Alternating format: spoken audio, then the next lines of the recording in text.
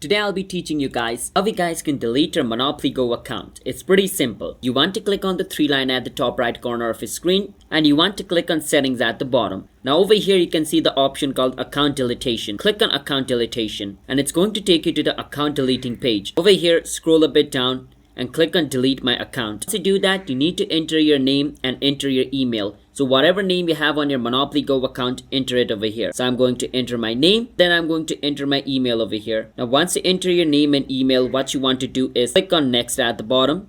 And it's going to ask you to why you want to delete your account. Just choose a random reason. You don't have to do it. And just type CONFIRM, confirm over here. And click on submit. Basically this will be submitted and your account will be deleted. So I can click on back to app and just wait for 1 or 2 days and Monopoly Go staff will view your account and they'll delete it. So that is how you guys can delete your Monopoly Go account. So if you guys found our video helpful, then hit the subscribe to our channel one step for future videos just like this. I'll see you guys in my next video. Until then, have a nice day.